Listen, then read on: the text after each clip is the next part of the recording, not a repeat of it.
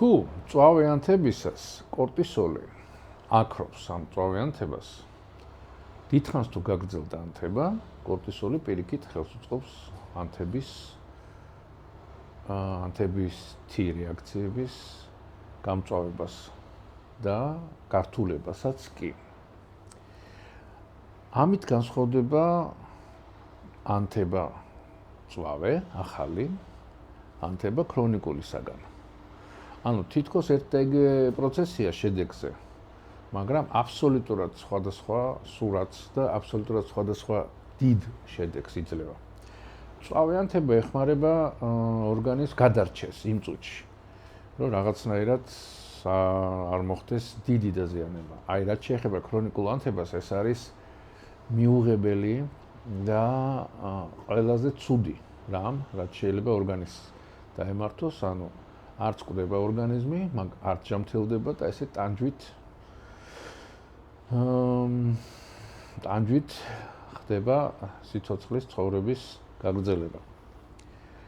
და გამოსავალი არის ძალიან მარტივი. მაგრამ არაბუნებრივ პირობებში, რომელშიც ადამიანი ცხოვრობს, ძალიან რთულად თუ არის ამის შესრულება, ძალიან სერიოზულ მიდგომას მოითხოვს. საქმე იმაშია, რომ ქრონიკული ანთებები არის შედეგი რეჟიმის, სუნთქვის და კვების. იშვიათად, რომ რომელიმე მწვავე დაზიანება, რომელიმე მწვავე ინფექცია, რომელიმე მწვავე ტრავმა, თუნდაც, ტოვებდეს ქრონიკულ პროცესებს, თუ მანამდე ადამიანს ჰქონდა მოწესრიგებული კვება, ძილი და სუნთქვა. რაც თანამედროვე პირობებში გასაგებია, რომ ყველაფერი კეთდება, რომ ეს არ იყოს მოწესრიგებული. გაურკვეველი პიროვნებების მიერ, არ ვიცით. ვინ არის ამის სათავეში, მაგრამ ფაქტია, რომ შედეგით ეგრეა ნაყოფით. ქრონიკული ანთებები ძირითადად მიმდინარეობს კუჭ-ნაწლავის ტრაქტში და ეს არის ქრონიკული კუჭის ანთება, ქრონიკული ნაწლავების ანთება. შარცასქესო სისტემა ამ ბოლო დროს ახალგაზრდებშიც კი ქრონიკული შემთხვევებია, რაც აისახება უშვილობაზე, უშვილობით, აისახება შიშებით, ამდენი ფობიური, ესე ვთქვათ, ფონი არ იყო განსაკუთრებით ახალგაზრდებში. თირკვლები და შიშები და ყურის დაავადებები ერთია. თირკვლის ზონაში სპაზმი, სიზარღვოვანი და ფობიები არის ერთი. ყოველთვის ეძებეთ უხილავის ხილულ გამოვლინებებს. ანუ თირკვლების სპაზმი არ არის ფობია და არ არის შიშები. მაგრამ ფობიები, შიშები აუცილებლად აისახება ხილულ ნაწილში, ორგანიზმში და ეს არის თირკვლები, შარცასქესო სისტემა. და მერწმუნეთ არასოდეს არ იყო ესეთი ფონი. სოფლიოში ყოველ შემთხვევაში ადრე თუ მილიონიდან ერთი ადამიანი ჩაწოლას რო ეძახიან ხანდაზმულ ადამიანებში. აი ეს გაახალგაზრდავდა. ანუ ახალგაზრდები წვებიან ლობიში და არ დგებიან. სახლიდან აღარ გადიან ახალგაზრდები.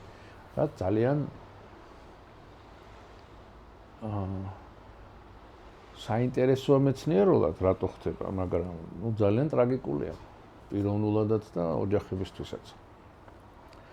და ეს აუცილებლად პირდაპირ კავშირშია ქრონიკულ დაავადებებთან.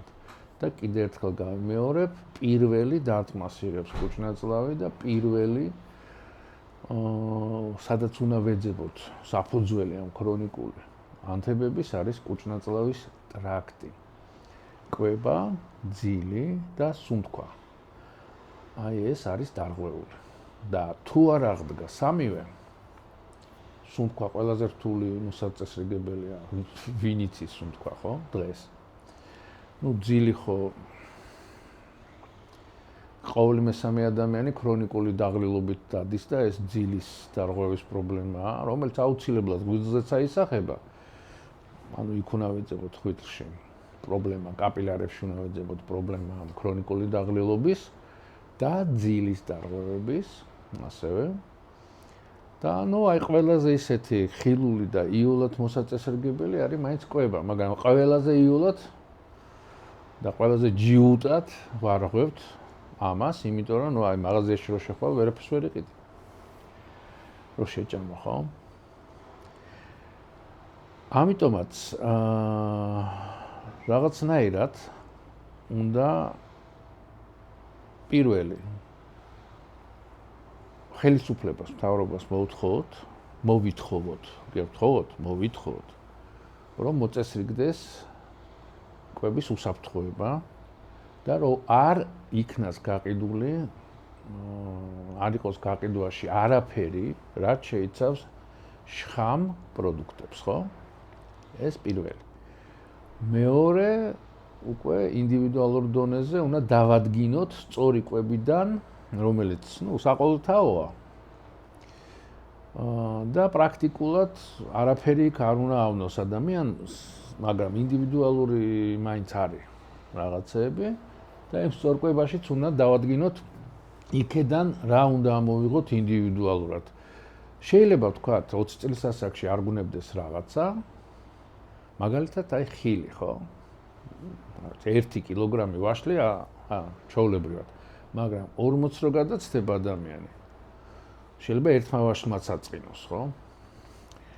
ამიტომაც აი ესე ძალიან ყურადღებით, ძალიან რუდუნებით უნდა გამოვიკვლიოთ სწორი კვება ჯერ და ამ სწორ კვებაში ინდივიდუალურად ასაკიდან გამომდინარე სქესიდანაც შეიძლება იყოს რამე ან მართლა პიროვნულად რაღაცა, რაც არც თუ ისე გვარგებს და მეტიც გვწყენს. ამითი უნდა დავიწყოთ. ამაზე უფრო დიდი მნიშვნელობა აქვს ჭამამდე წყლის დალევას, იმიტომ რომ ძველი კუჭისწვენი და ძველი ნაღველი უნდა გადავიდეს ნაწლავში და საკვები დამუშავდეს ახალი კუჭისწვენით და ახალი ნაღველით. ამაზე უფრო დიდი მნიშვნელობა აქვს ღეჯვა. თუ არ დაინერწვა ლუკმა, ის აუცილებლად დაუპება ნაწლავებში, აუცილებლად გაიბერება ნაწლავები, აუცილებლად მოხდება სანაღვლეგზების ესე გადაკეტვა, რომ იდიოტის წევენ, რომ თან დაყოლილი რაღაცა ეს ნაკეცი, რა სისულელეა, რომ ჩაიფუშება ნაწლავი და აღარაა ეს ნაკეცი, მერე ესე არიან ხოლმე. რა თქვან არიციან, სირცხვი. მეორედ აღარ დაწეროთ, ძალიან იშვიათობაა ეს ნაკეცთან დაყოლილი. ჯერ ჩაუფუშეთ ნაწლავები და მერე ნახოთ, თან დაყოლილია თუ არა. სანაღლეგზები იგულისხმება. და აი ეს არასწორად დაღეჭილმა, არასწორად დანერწყვილმა, უცებ ჩაყლაპულმა ლუკმა თუ გადაბერა ნაწლავები, თუ სანაღვლე არხი ესე გადაკეცა და ნაღველი დროულად ვერ გადმოვიდა, ხო ხვდებით იქ რა მოხდება. და ეს ლპობა იწვევს მერე დისბიოს. ანტიბიოტიკებზე რო გეშინიათ, ხო? რატო არ გეშინიათ უცებ ჩაყლაპულს, ხო შევარდებით სახში და მარხულობ, მომეცით რამე. ხო? და ესე ყლაპავთ ინდაურებივით. ამის რატო არ გეშინიათ? ანტიბიოტიკები რო იცოდეთ, უფრო ნაკლებს აზიანებენ, ვიდრე აი ესე ინდაურივით ყლაპო. ამიტომაც გავიმეოროთ, პირველი და უმთავრესი ეს არის დიდხანს ღეჭვა, 20-21 ღეჭი. კარგად დაინერწყოს ლუკმა. საჭმელი გემრიელი უნდა იყოს ასევე, რომ ნერწყვი მოდიოდეს. ჭამამდე წყლის დალევა რომ ნერწყვი გეყოთ და ახალი კუჭისწვენი და ახალი ნაღველი დახვდეს საკვებს და მესამე სწორი კვება და იმ სწორ კვებაში ინდივიდუალურად კიდე რაღაცეები ამოსაღებია, ხო? მხოლოდ ესე შეიძლება ქრონიკული ანთებების და მთავარი ქრონიკული ანთება ეს არის ნაწლავში, როლპება ყველაფერი, უმეტეს შემთხვევაში ესეა. ვებრძოლოთ ქრონიკულ ანთებებს. მეორე ნახევარი ქრონიკული ანთებების არის სენესცენტური, დაჩაჩანაკებული უჯრედების შხამი, რომელიც წლიდან წლამდე გროვდება. ამაზე შემდეგ ვიდეოში ვისაუბროთ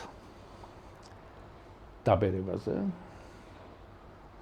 და მის შედეგებზე და როგორ შეიძლება